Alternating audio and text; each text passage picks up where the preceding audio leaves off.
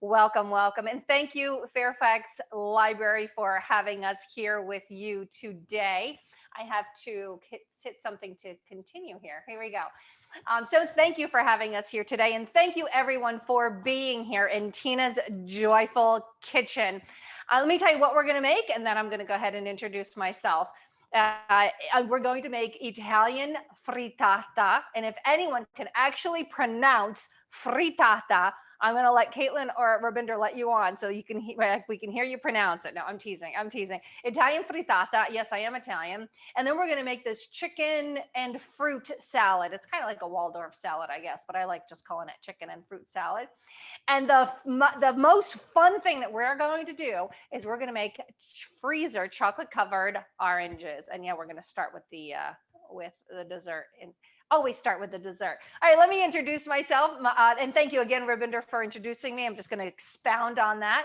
My name is Tina McDermott. I call myself the lazy inspirational chef. I'm a speaker and I am a weight loss coach for 20 plus years.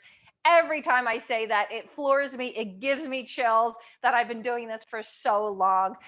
This is my love. This is my passion. And I can honestly say there is really no place that I'd rather be than right here, right now, in my kitchen, teaching you how you can find joy in the kitchen, even if you don't know or like to cook.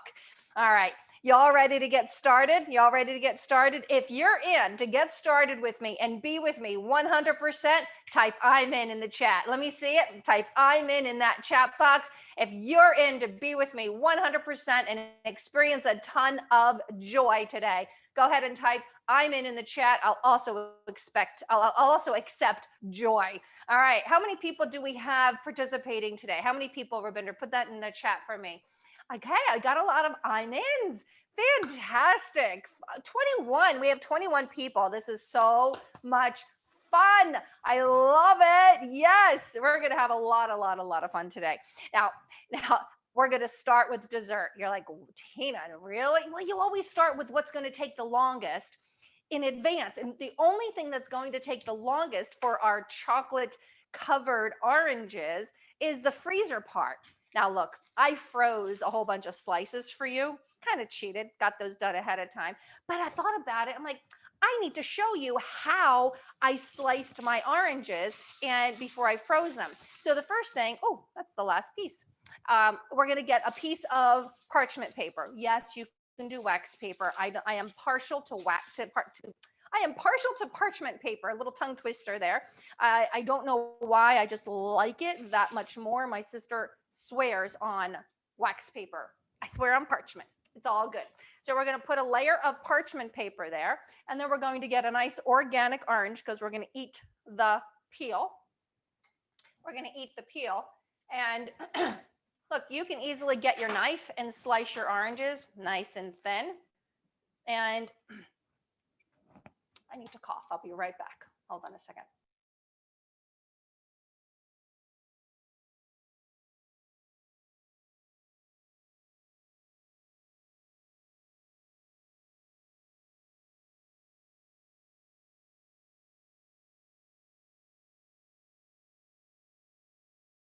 I knew there was something I was forgetting. I was forgetting my water. Oh my gosh. Okay. Always have water when you're going to speak. So what I did, back to the oranges. I took out my mandolin. Does anyone here have a mandolin? If you have a mandolin, put a 1 in the chat. If you have a mandolin, put a 1 in the chat. This is the lazy chef's dream because you don't need a ton of skills for this, but what you do need is some protection for your hands. Here it is. Now, oftentimes you can use this little piece to slice, but not with this orange, not with this orange. So what I'm going to do is I'm going to put my non-slicing fingers glove on, and we're going to slice the oranges through the mandolin. Yeah, that piece doesn't work all that well because as you're doing, do a close-up on this, Caitlin. As you're doing this, you kind of have to twist the orange around. Can you actually see me doing that? I'm twisting the orange around, going through and twisting around to make it go through. I've had this mandolin. Yeah, a lot of you have mandolins. That's great. I've had this mandolin for at least 6 years, and I love a sharp, sharp, sharp blade. And it comes a point in your life where you cannot actually take your mandolin thing to get sharpened. If anybody knows how to sharpen a mandolin blade, let me know. Otherwise, I'm going to go to OXO and see if I can replace that one part. See this part here where it's getting precarious? This is where the glove comes into place, because we do not want sliced frozen chocolate dipped skin or fingers, okay? We don't want that. And this is one of those gloves. I don't know what they're called. This is called from Fort TM, and I can't see anymore, but it is one of those gloves that helps you from cutting yourself. Okay. Now it's going to get to a part where it's difficult to go through. You know, you can still hurt yourself even with the gloves on. So give it up. Give it up. Don't worry about it. It's just a little piece of orange. Send it back to the earth. Put it in your compost pile. You'll be okay. Okay. And you will save your fingers. So there we go. I'm just going to do a second layer. No big deal. And we're going to freeze our orange slices. Now you can freeze these pieces too, but I'd rather not. I like the parts with the juice in it. Okay. There we go. How thick were those slices? They are, oh my gosh. Do a close up and you'll see. That's the biggest that I can get it on my mandolin. So if I had to guess, it's like 1/8 of an inch. You can do 1/4 inch if you want. And I bet if you're doing it with the knife, it'll end up being 1/4 inch. Great question. Thank you for asking that. So let me put these in the freezer. And we'll take those out later when it's time to chocolate coat them. Now, let me tell you what I did in advance. To make the chocolate. You're like, Tina, don't you just melt chocolate chips? Yes, you can easily just melt chocolate chips. Super easy, not a problem.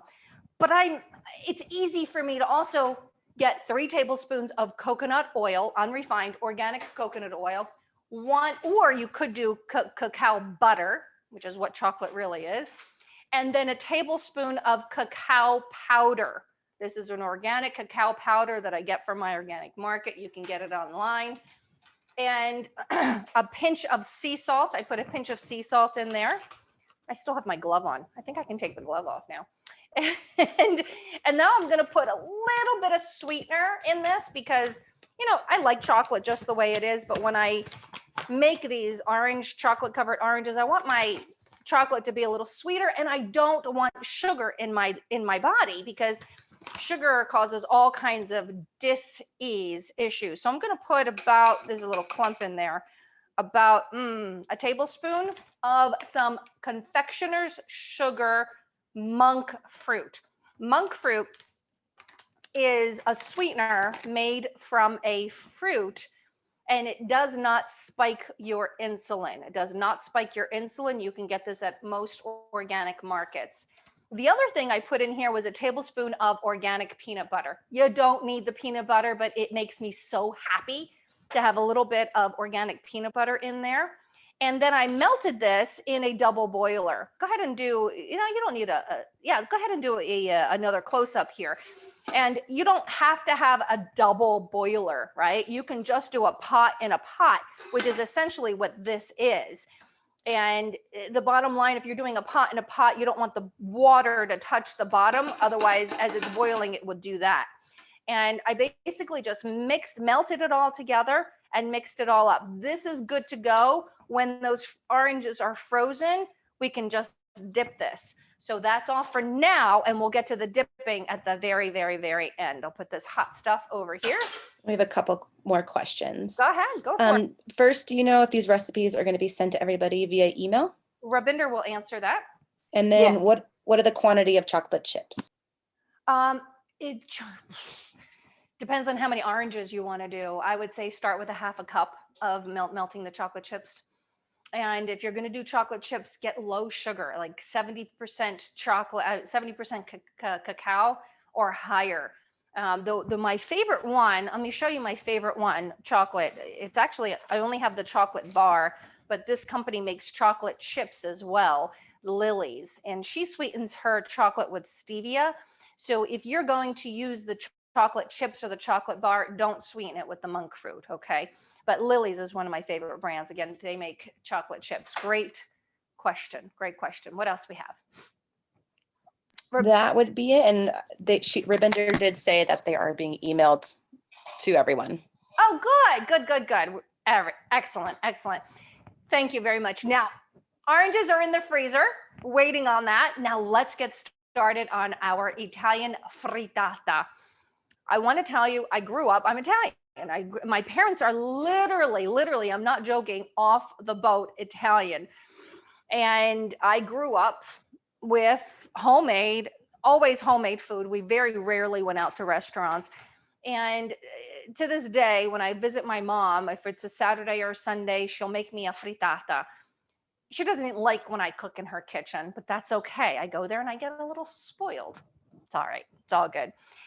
So we're going to start with a little bit of olive oil in your pan. Today I am using a cast iron skillet. And if anyone here uses a cast iron skillet on a normal basis, put a 1 in the chat. If you have a cast iron skillet that has rust in it and you're not using it and want to know how to use it, how to prepare it, how to clean it, put rust in the chat and I can talk up to that. I can talk to that if you want to know a little bit about that. All right, moving on. I turned the heat on already. Okay, we'll talk about that in a moment. I have the heat on already and I'm heating up the olive oil, heating up the pan. If I was using dried herbs, you can use whatever herbs you like. Oregano, my mom hates oregano, so we never did oregano. You can also put a piece of hot pepper in there, pepperoncino. If you put the whole, I forgot to take those out too. Oh my goodness. Or I'm just thinking about it now. Oh, I don't have them in here. Where are, oh, I know where they are. Here they are. I just dehydrated a whole bunch of hot peppers, some habaneros, and some chili peppers. So what I will do, I'm just going to say, if I did this, it would make me cough. So I'm not going to do it. But you break off a piece of this hot chili pepper and put it right in the hot oil. Okay. And that's what I would do. Or you just get cayenne pepper or red chili flakes, whatever. But that gives the dish a little bit of a pop. Any other herbs you want to put in? Try even rosemary, sage. Now it's the summertime. You're going to have lots of fresh herbs. Do not put fresh herbs in right now. Does anybody know what this fresh herb is? Can anyone tell me what this fresh herb is? Anyone? Look how pretty it is. It started to flower. So I have so much of it in my backyard. So we have a couple of people who want to know about the rust. Okay, I will. This is marjoram, which is a cousin to oregano. And we're going to put this in later, not now. We're going to put it in later. All right. So rust. If your cast iron skillet has rust in it, I want you to get a whole bunch of salt and a whole bunch of oil. And I don't care what kind of oil you use, it doesn't matter.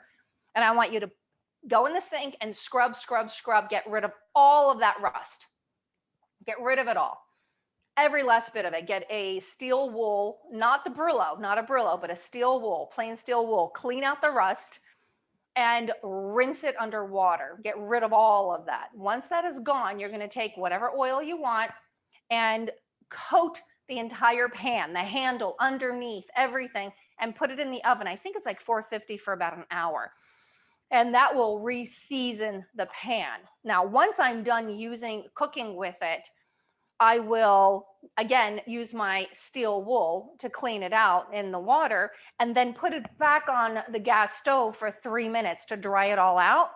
And then add a little bit more oil to it and then spread it around. And it sits on top of my stove all of the time because I use it often. The advantage of using a cast iron skillet, does anybody know the advantage of using a cast iron skillet? Sage is an herb. It's an herb that is typically used around Thanksgiving. I grow it in my garden, so I have it all year round. Sage is wonderful. You can use it for everything. You don't have to wait for Thanksgiving for that. Yeah, you get iron. It leaches iron. But the only way you're going to leach iron is if you have something acidic like tomatoes or some kind of vinegar that you're cooking with. Okay. So we're going to start our frittata with a little bit of an I'm sorry, onion. but hold on. What do you do with the salt? Oh, hi. Can you go ahead and put yourself on mute and type it in the chat? and I will answer from the chat if that's okay. You pour the salt. If you have rust in your pan, you pour a whole bunch of salt, like a cup of salt and a whole bunch of oil, and then you scrub with the salt and the oil with the steel wool. Okay, with the steel wool, and then you rinse that under water and gets rid of all the rust. Does that answer your question? Good, good, good, good. All right, next we're gonna start our frittata with our onion. Does anyone, who here cries when they cut up an onion? If you wanna know a secret to not crying when you cut up an onion, put cry in the chat. If you wanna know a secret to not crying when you cut up an onion, put cry in the chat. Oh, we got a lot of you. All right, we're gonna do a close up here again. And I want you to get your onion. Also, make sure your onion doesn't have any mold. It's the time of the year that they should go in the refrigerator. I just found 3 of them in my bin that I had to throw away. So you're gonna get the root. It grew in the ground from sow. So you want the root up or the hair up if you see little hairs on there. You're gonna get your paring knife and very carefully you're gonna go in at a diagonal. You're gonna go in at a diagonal and cut, watch your fingers, cut that root bulb out. Cut that root bulb out. They say that it's this root bulb that causes the crying. I am not promising you anything. I'm not promising you anything. I don't cry when I cut onions, likely because I have contacts. That's the only thing I can think of, because I know that on like a weekend, if I have my glasses on versus my contacts and I'm cooking a frittata or something, I will cry. But when I have my contacts in, I don't. So you see, I peeled off all of that paper, and now we're going to cut up an onion. And I want to make round things flat. Round things flat. So we're going to cut our onion in half, right? Cut the onion in half. And now onions get slippery, and you don't want to cut your pretty little fingers. So what I'm going to do is score the onion. I'm not going to cut it all the way through. I'm scoring it. And this way it won't slide as much. You see, it's still a solid onion. And use your whole knife as you are cutting through. Now, when you get to this last piece that could be a little precarious, just lay it on its side and cut it this way, okay? Don't compromise the fingers. Do not compromise the fingers. Score it and cut it this way. There we go. Again, that last piece, don't compromise. Those are beautiful fingers of yours. Do not compromise them. Now, we want our knives to stay sharp, and we also don't want to cut ourselves. So a lot of people like to pick up their onions using the knife. You can cut yourself and you'll dull your blade. So please don't do that. Get something simple like this little plastic scraper and scrape them right into the pan. Okay, I'm going to turn that up a little bit more. Yep, to the right is on. Okay. All right. We're going to cook up our onions. We're going to let them cook. Again, I would put a little piece of hot pepper or any dried herbs right in the olive oil, right there. Okay. Next, as this is cooking, I'm going to turn it up really high because it needs to get a little higher. The next thing that I'm going to put in with my onions are some tomatoes. I love fire roasted tomatoes, and you can easily just put in regular tomatoes. I have a whole bunch of these little, they're called cuties, and they are, they're on the verge of not being as fresh as I would like for them to be for my salads. So I would typically put these in there. Actually, let's just do it. Let's just put those right in there. And because I washed them already, they're already tiny, I'm not even going to slice them up. Remember, I'm the lazy inspirational chef, and I want things to be easy. I don't want to make things too difficult for me. And there we go. Let me make sure that I turn this on and not off. Okay. And there we go. We're going to put a little bit of salt in here. Does anybody know what kind of salt I might be using? Okay, how did we go on to? Okay, here we go. Does anybody know what kind of salt I might be using? What kind of salt this might be? Here's a hint. It's pink. It's pink. Anybody know with that little hint? Yeah. Next time, use a dark cutting board. Oh, it's hard to see the onion. All right, Peg, thank you for that. I could have used my dark cutting board that I have right underneath it. All right, I will do that next time. Yes, it's Himalayan pink salt. Now, why am I using a pink salt, or why am I using sea salt versus the table salt? Anybody know why I'm using pink salt versus a table salt? Yeah, anybody?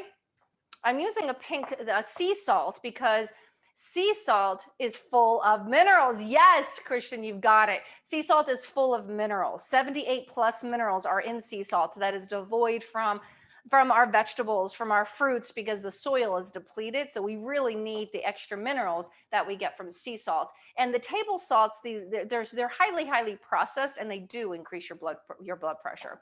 Okay, yeah, lots and lots of health benefits from sea salt. I highly recommend that you use sea salt. Next, I'm going to put a little bit of black pepper. I'm not going to go crazy on the black pepper. Normally I would, but I just don't want to be having to cough while we are talking together. I'm waiting for this to heat up. I thought I had it heated up, but it is taking its time. And while that's happening, we're going to go to our next step. We're going to put some zucchini in our frittata. What vegetable would you like to put in your frittata? The world is your oyster. You can put whatever you want in with your eggs, whatever vegetables you want. I had some kale out here. Here it is. By all means, throw some kale in here and cook up the kale. My husband doesn't like it, so I'm not going to put it in. I'll cook the kale separate so that I can eat it on the side of my frittata because I really love kale. But what vegetables would you put in your kale? My mom makes it, whatever she has fresh, whatever she finds at the market, asparagus, spinach, kale, Swiss chard, maybe some other vegetables that you might put in your, tell me, what other vegetables might you put in your frittata? Go ahead, type it in the chat. Spinach, yeah, good, usually spinach. Artichokes, oh, that's a good one. That's a really good one. Now, as we're waiting for those onions to cook up a little bit, I want them to be a little more translucent before I put the softer vegetables in. So I'm going to wait on that. But I wanted to show you something. Who here buys a whole bunch of vegetables and then they start to go bad on them? Yeah. You ever get that? You buy all these vegetables and then you don't get around to eating them and they start to go bad on you. Yeah. Who here has that problem? Who here has that problem? Yeah. So here's a solution for you. You get two things. First of all, my grandma, she would always say these words, si lava cuando si usa, which means you will wash it when you're about to use it. Never pre-wash your vegetables because it introduces bacteria and moisture. Secondly, you get these keep it fresh bags. Keep it fresh bags. And I bought these zucchini from the farmer's market. And for some reason, they were a little moist. So what I did is I got some paper towels. And I just, because I don't want to use all 5 of them in my frittata, I got some paper towels, wrapped them up in some paper towels, and I will store them in this baggie. Now, the bag, what it does, it prevents the ethylene gas from the vegetables and whatever else is out in the refrigerator. Okay, so it just seals all that ethylene gas, and the ethylene gas is what ripens vegetables. Okay. So that's how we keep our vegetables really fresh. Now, if you're ever stuck with, oh my gosh, I got all these vegetables, what am I supposed to do with them? Would you like a hint on that? Would you like a hint on what to do with all of these vegetables? Type hint in the chat. Type hint in the chat if you want to know, you got all these vegetables, I don't know what to do with them. I bought so many from the farmer's market. Yeah. The bags, they are called Keep It Fresh bags, or you can look up green bags online. You'll find them. You'll find them at Bed Bath & Beyond. You'll find them lots of different places. And so what my aunt in Italy, my zia Limba, every single night, she would make a passata di verdura. And what that means, she would get whatever vegetable she had, she'd put them all in a pot and boil them, and then get an immersion blender, put the immersion blender in there, and blend it all up, serve it with a little swirl of olive oil and a little bit of sea salt on the top. It was the best antipasto or like pre-meal dish ever. She would put eggplant, zucchini, kale, whatever, I'm telling you, whatever vegetable she had would go right into this passata di verdura. Okay. My onions are starting to cook. I'm just stirring them about, and I'm trying to smash my tomatoes a little bit. But basically, the tomatoes cooked when they start to pop. But I'm trying to pop them to get a little bit more moisture in my pan. Honestly, I have to tell you, I prefer a gas stove versus an electric stove, but I got to cook on the electric because my gas stove is all the way over there. So while that's cooking, we're going to slice up some beautiful zucchini. And let's see, I had oranges in this, but I'm going to Tina, get my do you have mandolin it? back out. Oh, I'm so sorry. Do you have any tips on how to keep fruit fresh as well? Same thing, keep it fresh bags. Don't wash it before you put it in the refrigerator. Keep it fresh bags. Yep, keep it fresh bags. I love them. Okay, so what I'm going to do with my zucchini is, oh, I should have showed you this on the, shown you this on the board. I'm going to score my zucchini. You're going to keep the lids on, the lids, keep that head on. If you're going to do it with the mandolin, keep that head on, slice off the bottom part, and now we're going to score it. There you go, one side, and then the other, just because I want smaller cubes. I don't want big round circles, okay? I want smaller cubes. I'm just gonna show you the lazy way of doing this. I opened up my slicer to the largest setting, which is about 1/8 of an inch. And here we go. I'm just gonna slice through. Now, should I be wearing my glove? Probably, but what I did is I left the hood on, as I called it, the hood. And now I've got something to grip. Now I've got something to grip towards the end, and I don't need that handle slicer, okay? Now these pieces became a little big, and I'm not gonna compromise my fingers over it, okay? It's okay if some pieces are a little bigger than the other pieces. You know, they say in culinary school, you know, consistency of cut, every single vegetable needs to be the same size. And you know, I don't have time for that. I'm lazy, number one, and I'm a hungry girl. I need to get dinner on the table quickly. I don't have a ton of time, and I'm sure neither do you. There we go. It's ready to put all of the, remember, softer vegetables go after the onions. Onions go first because they're a harder vegetable. And if you are putting kale in there and you had the whole kale, put the stems in, chop up the stems and put those in with the onions because they're harder and they need to be cut with the onions. Okay, 2 zucchini are more than enough for now. And oh my gosh, I was looking for my spatula and it was buried underneath my zucchini. Yep, that's me. So we're just going to stir that about, and I'm going to lower the heat to like medium high, just a medium high. And now we're going to get the eggs ready. Let's get the eggs ready. And let's get a bowl to crack our eggs in. Oh boy. All right. So what I like to tell people is that happy chickens lay happy eggs. Somebody type that in the chat. Happy chickens lay happy eggs. Happy chickens lay happy eggs. Somebody type that in the chat. What about fruit? Okay, good. Happy chickens lay happy eggs. So I always either find eggs from a local farmer, or I find some really good organic eggs, pastured, raised organic eggs. These are, and it even says on here, happy hens. Happy chickens, when they're allowed to free roam, the eggs, the yolks will be this beautiful deep orange color versus a pale yellow. And that deep orange color is full of B vitamins. B vitamins. Thank you. Happy chickens lay happy eggs. Right. The other thing, now, who knows why some eggs are different colors than other eggs? Who knows why some eggs are different colors than other eggs? Does anybody know why some eggs are different colors than other eggs? Does anybody know? I love getting pasture-raised dairy products. Oh gosh, yeah, absolutely.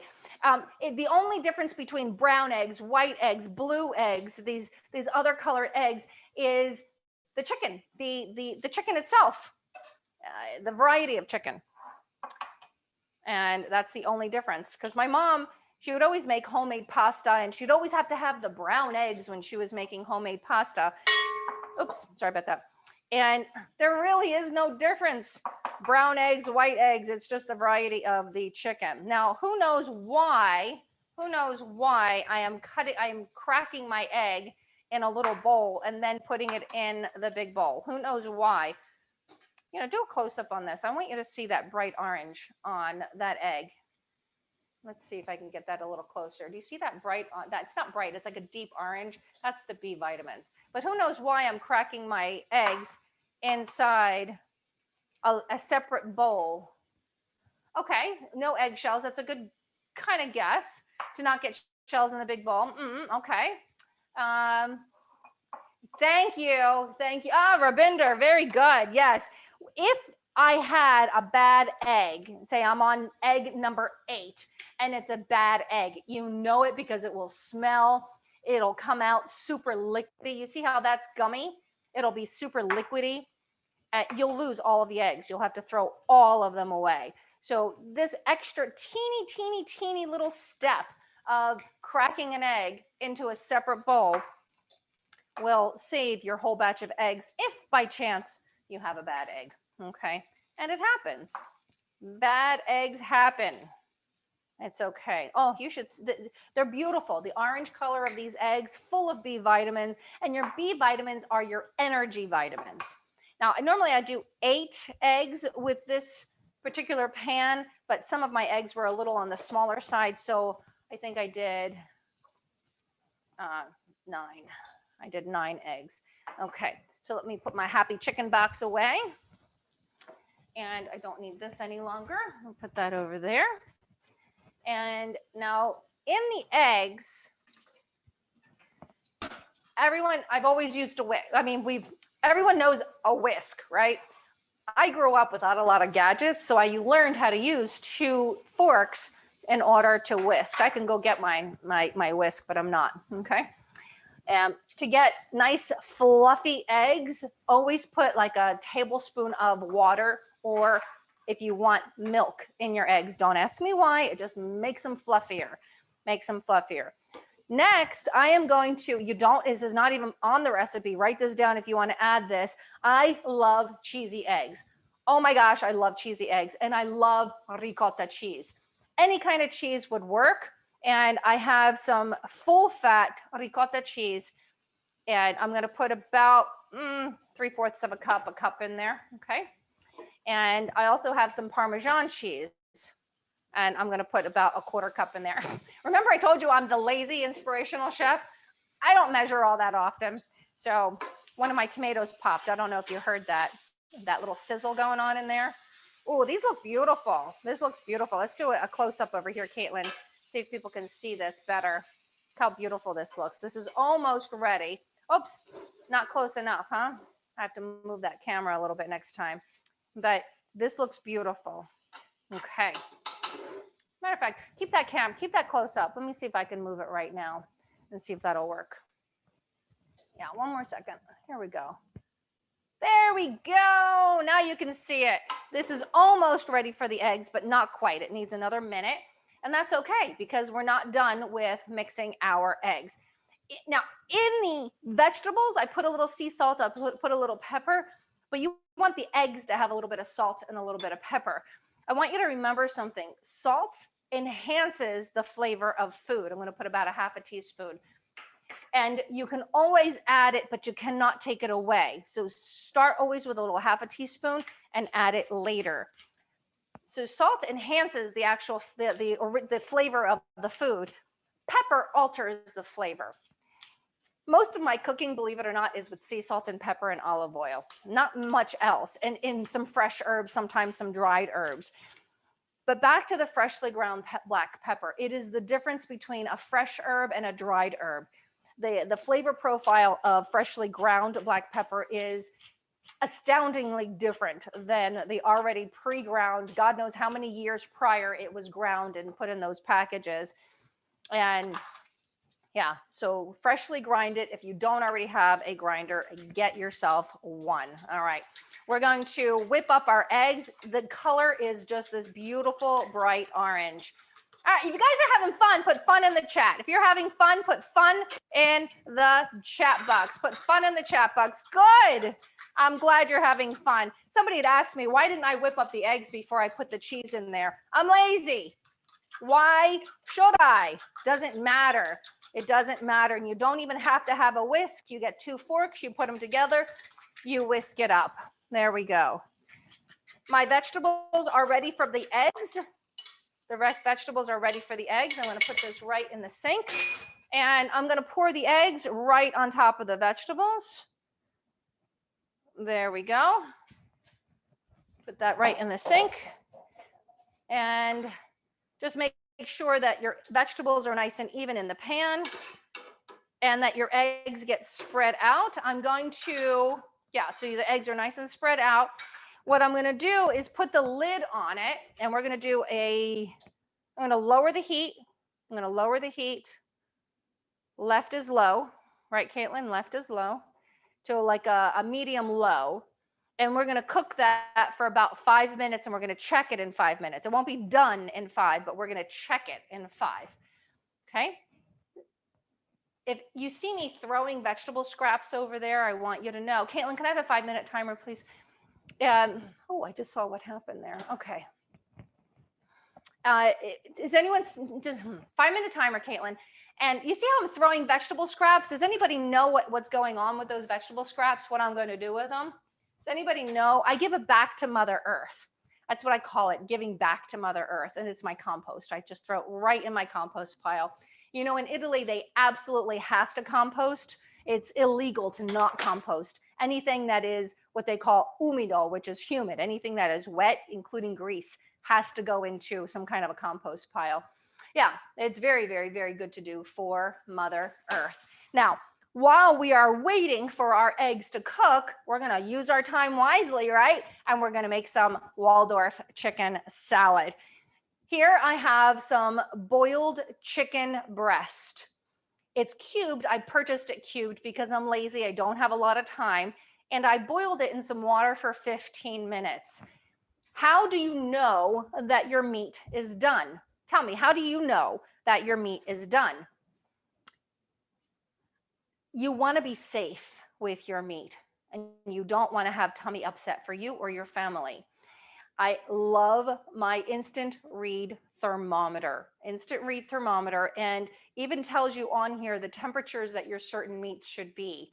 So if you're not sure that your meat is done, you take this, you put it into the center of the biggest piece. Do not touch bone if there's bone in there, and it will instantly tell you what the temperature is. Okay, be sure to wash this afterwards because it was touching meat. Okay, get yourself an instant read thermometer. Again, I'm not a huge gadget girl. I highly suggest that you get gadgets. Now, those pieces, they're kind of big for a chicken salad, but I'm too lazy. Then I have to put the chicken onto the cutting board, and then I have to get my knife, and then I'm going to get meat all over the place. I'm not going to do that. I'm going to show you a shortcut. But before we get to that shortcut, we're going to put some extra, actually, let me just show you right now. Let me just show you. These are scissors I get from Pampered Chef. Yeah, I got gadgets. All right. It's a double scissor. I use this several times a week. And they were set to cut pulled pork. I never use it for pulled pork. I use it to chop my salads. I use it to chop my chicken. And here we go. All the chicken's in there, and I didn't have to get anything dirty. Oh, and by the way, as I'm doing this, the water from boiling the chicken, I'm just going to feed right to the dogs. I'm going to put it right on their food, and they're going to lap it right up. They're going to lap it right up. There we go. I think this is easier than putting it on a cutting board and chopping it. What do you guys think? Do you think that cutting it on the chopping board is better, or with my scissors in the bowl? What do you think? What do you think is easier, in the bowl or chopping it? Definitely easier in the bowl. Yeah, in the bowl. We're gonna put some lemon juice. How do you get more lemon how do you get more juice out of a lemon? You roll it on the countertop. Yep, got another gadget. Oh my gosh, I think I did turn into a gadget girl. Oh my goodness. This is my wonderful lemon juicer. I got rid of some of my other ones, and this one's called, what's the name brand on? Prepara. I think I paid $4 for it, and it was the best $4 I've ever spent because it gets every little lick of juice out of that lemon, whereas my other ones didn't, and they were a lot of hand power, which, you know, my hands they hurt a little bit now. Okay. So we're just going to put like a half a lemon, the juice of a half a lemon right on there. And why am I going to put fruit in my salad? Why am I going to put fruit in my salad? Who loves fruit in their salads, in any of their salads? Anybody here? These are grapes and they're small grapes. I'm not even going to bother cutting them because I'm going to still cut with some scissors. Yeah, who puts fruit in their salad? Yeah, the sweet. Our palate actually, you're after a meal and you want something sweet. You want dessert. I know most of us do. We're hardwired for sweet. And there was a book I was reading called The Flavor Point Diet. And he talks about every single meal, our palate is looking for all of the different flavors, the sweet, the savory, the sour, all of the different flavors. And if we don't get them, we're going to crave them in that meal. So why not just put it right in your salad? Add strawberries to your green salads, add grapes to your chicken salad. Why not? Why not? And of course, I wash these ahead of time. Now, if you want to keep your grapes or any of your fruit, remember, do not wash them when you put them in the refrigerator. Wash them before you're going to eat them. Remember what my grandmom said, si lava cuando se usa. You wash it when you're about to eat it, okay? Next, I'm going to put some apple. What kind of apple do you want to put in your salad? It doesn't matter what kind. I love Honeycrisp apples, and I'm pretty sure that this is a crunchy Honeycrisp apple. But if you like galas, put a gala apple in there. It doesn't, remember, recipes are just that. They're my ideas, right? But what if you don't like those flavors? Change the flavors. Use whatever flavor you like. Use whatever apples you like. You don't have to stick to whatever the recipe says. Okay. Yeah, 5-minute timer, Tina. Why, thank you. I'm going to finish cutting up my apple and then I shall check the eggs. I shall check those eggs again. Get your fingers out of the way. Remember, don't pick up your vegetables or fruit with the knife.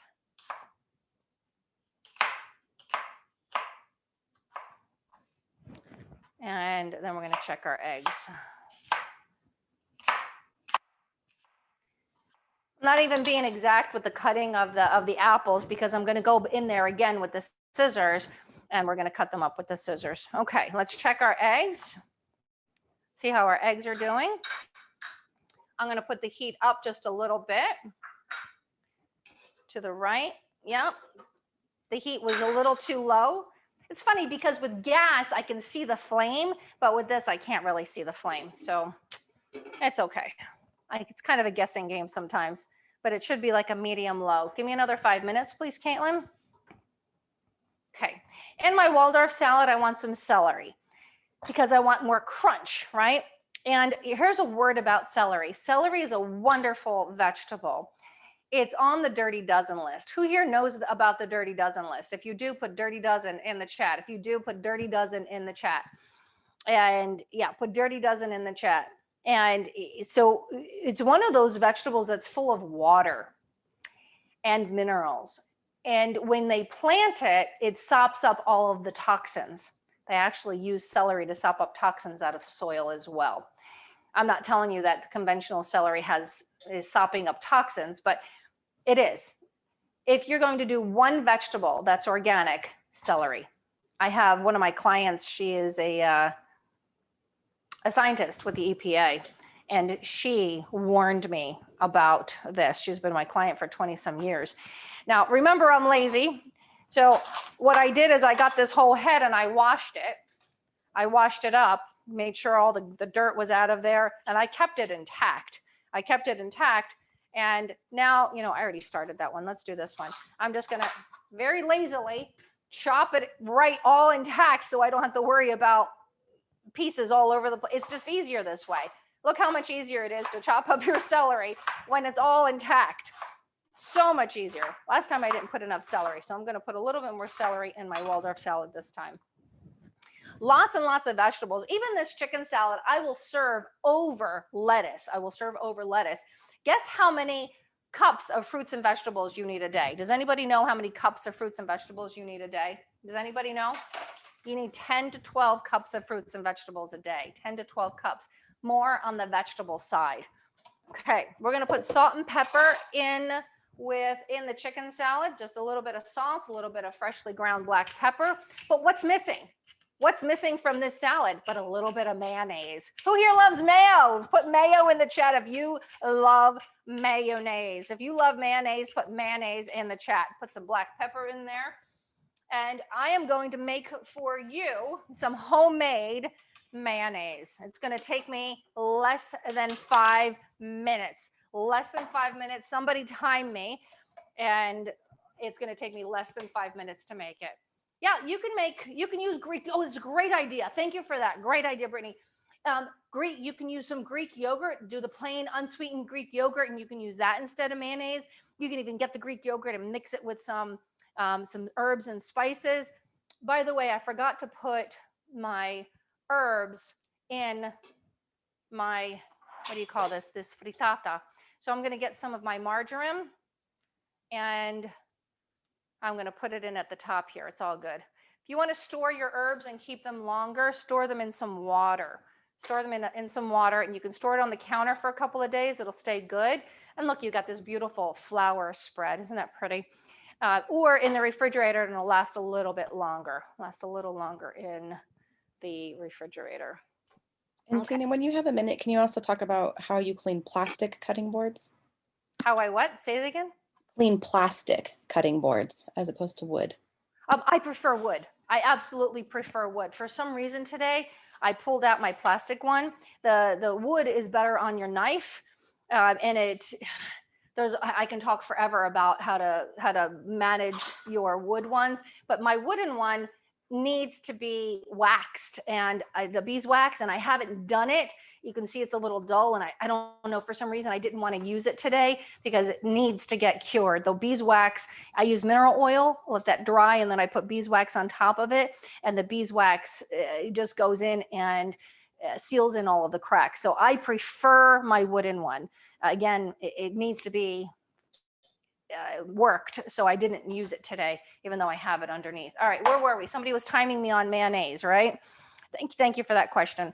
Yeah, the plastic ones tend to dull your knife a little bit more, and I mean, you know, they say that all the bacteria can get into the grooves. I wash my cutting board. If there's meat on it, I wash it, and then I still put it in the dishwasher if I had meat on it. Okay, we're going to start with 1 lemon, freshly squeezed lemon juice, 1 organic egg, raw egg. Yep, there it goes. We're going to put a big old dollop of Dijon mustard. You can use any kind of mustard you like. It's about a tablespoon of mustard. It's about a tablespoon. I don't want to forget to put the nuts in there, so I'm putting that there. We're going to put a pinch of salt, maybe about a half a teaspoon to a quarter teaspoon. There we go. That's our base. And now for the fat, I am going to use grapeseed oil. The other fat that I like is avocado oil for my mayonnaise. I don't like using olive oil for the mayonnaise. I just don't like the flavor of it, but that's me personally. Okay, my sister loves mayonnaise made with the olive oil. All right.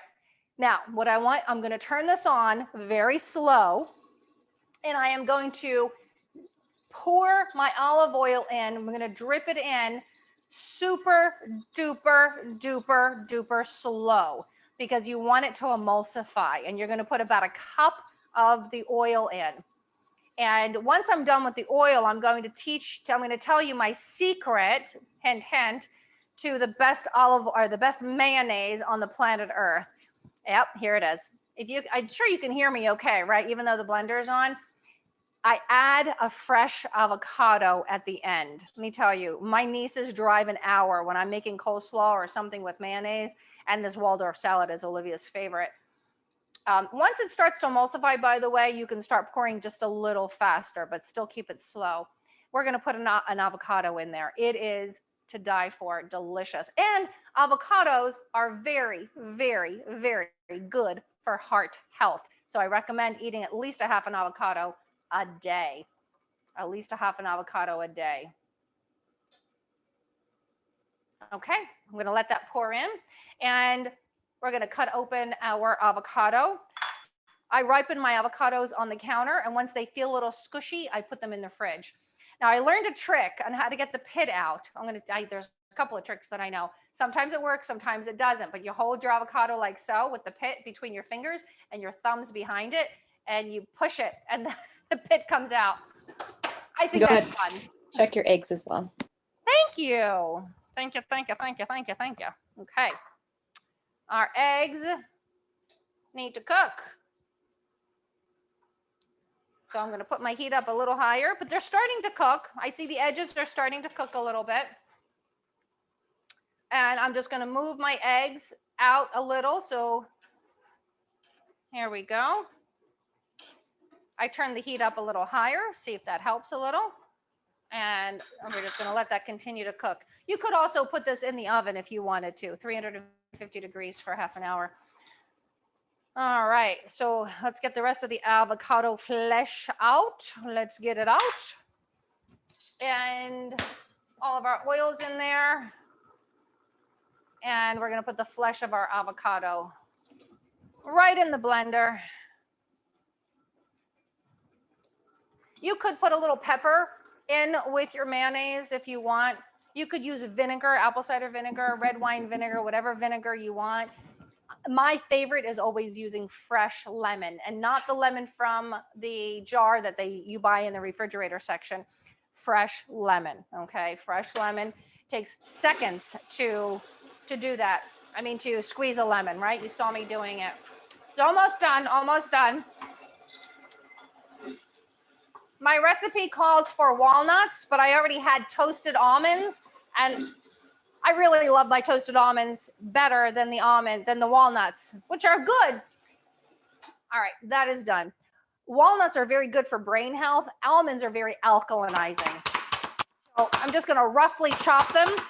Oh boy, I got another gadget, don't I? I'm gonna roughly chop them and throw my nuts right into the salad. There we go, we'll do both of them. And then we still have to get to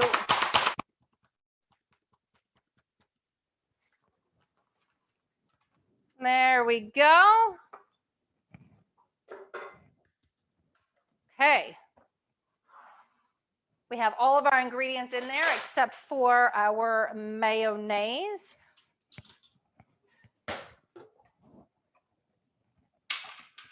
Did that take me less than 5 minutes to make that mayonnaise? Did that take me less than 5 minutes? Look how beautiful that mayonnaise is. Look how beautiful that is. It's awesome. Okay. Now I'm going to make my life super easy, and I'm just going to mix it with my scissors. I'm just going to mix it with my scissors and chop up that chicken even smaller, and it mixes in the mayonnaise all at the same time. Again, oh, did we guess how many cups of vegetables? Yeah, I told you it's 10 to 12 cups of vegetables a day. So you want to be eating, yes, even though I have celery and apples and grapes in this salad, you still need more vegetables. You still need more vegetables, okay? So I would serve this on a bed of lettuce to make a nice, big, beautiful salad. There you go. We have our Waldorf chicken salad with my homemade mayonnaise. And oh my gosh, I cannot wait to have that for lunch. We're still waiting on our frittata to cook. And let's talk about our oranges, our chocolate covered oranges. Be right back. Let's see if they're frozen. You could do this with when they're not frozen, but then they'd be wiggly and jiggly, and that'll be a lot harder. For a topping, I'm going to put on the topping a little bit of sea salt and some goji berries. Goji berries, these are dried goji berries. They're full of what's called proanthocyanidins and resveratrol. Antioxidants is the bottom line. So I'm going to get those set up on my cutting board here, and I'm going to go get my melted chocolate. You all remember what was in my melted chocolate, right? The coconut oil, the cocoa powder, a pinch of salt, a little monk fruit, and a little bit of peanut butter. And it's all melted. You can see it all melted in here, and watch the magic. Watch the magic. I'm going to get my orange, and I'm going to dip it halfway and then put it back here. Do it right away because the orange is frozen and it will dry. The chocolate will dry right away. So you've got to put the salt and the goji berries on it immediately, okay? Immediately. Now, if you want to dip the whole orange, you can. I like to dip just half because when you take it out of the freezer, at least you have a piece that's not going to melt in your hands. Okay, just a little bit of salt. Look how pretty these are. So as I'm finishing these up, go ahead and type in the chat box. What did you find most valuable about our time together today? What did you find most valuable about our time together today? Yeah, I want to know that one thing that you want to take away today, and like, yeah, I'm gonna make sure that I crack my eggs in a separate bowl, or I'm gonna make those chocolate dipped oranges, or you know, what is that? Go ahead and type that in the chat. And while you're doing that, Caitlin is gonna. I have a free gift for you. And that is my Joyful Gut Reboot Guide. And it tells you talks all about the basics of how to have a joyful gut. All right. And yeah, so Caitlin is going to put that right in the chat box for you. And you can be part of my world, part of my newsletter. And if not, that's okay. It's all good. I love you all the same. Love you all the same. So what do we have here? How to make my own. Yeah. You love the education. While certain things are better, healthier. Good. I'm so glad that that was helpful. So you have to do it right away. Otherwise, it freezes over. Yeah, you're welcome. You're very, very welcome. How to make mayo. Good. How to make homemade mayonnaise. Oh, that was a big one for everybody. How to make that less than 5 minutes. Wasn't that less than 5 minutes? Most mayonnaises are full of sugars and rancid oils. So it's so much healthier for you to make your own mayonnaise. Make your own mayonnaise. Look how beautiful these are. Let me tell you, after dinner, if you want to change the flavor of your palate, remember fruit. And this is not bad for you chocolate. There's nothing in here that's going to raise your blood sugar. And this one slice of orange is not going to do it for you. It's not going to raise your blood sugar. So it's nice to change the palate after a meal, to have 1 slice or 2 slices of these chocolate dipped oranges. I'm going to refreeze these. And then when they come out in about an hour, I'm going to put them all in a big container or a plastic freezer bag and put them right back in the freezer. So after dinner, if we want something that is a little on the sweet side, that's what we change our palate with. Look how beautiful those are. The chocolate covered oranges with really good chocolate. Look at this beauty. Look at this beauty. This is a little hot. Let me see if I can pick this up. And I will bring this to the center and I will show you. I will show you how beautiful this is. It's almost done. You see, it's a little on the runny side over here. So it's got maybe another 4 or 5 minutes to cook. But look how beautiful that frittata is. This is great for breakfast, for lunches, for dinners, for snacks. I cut it up. I put it in the refrigerator in a container. And I have fast food right in my refrigerator. There you go. Fast food right in the refrigerator, and you don't even have to leave the house to get it. This is so nutritious. It's chock full of the vegetables that you need, the protein from the eggs, and it's just a wonderful, wonderful dish to make for you, for your family, so that you can have a life that's full of health and full of vibrancy and full of joy. And free from the DIEs. We don't want a diet. We want to have joy in our lives. We want to live it, right? We want to live it. Yeah, you're known as Veggie Tip. Oh, good. I'm so glad. Yeah, that was my Zia. That was my Zia. So you're very, very, very welcome. This time has flown by so fast. I had such a good time with each and every one of you. If you had a good time with me, type joy in the chat. If you had such a good time with me, type joy in the chat. I want to say thank you, thank you, thank you from the top to the bottom to the middle, my entire heart. Thank you for being here today. And I'll be here again next month. All right. And until next time, namaste. Bye for now. Have a happy summer, everyone. Have a very, very happy summer. Thank you.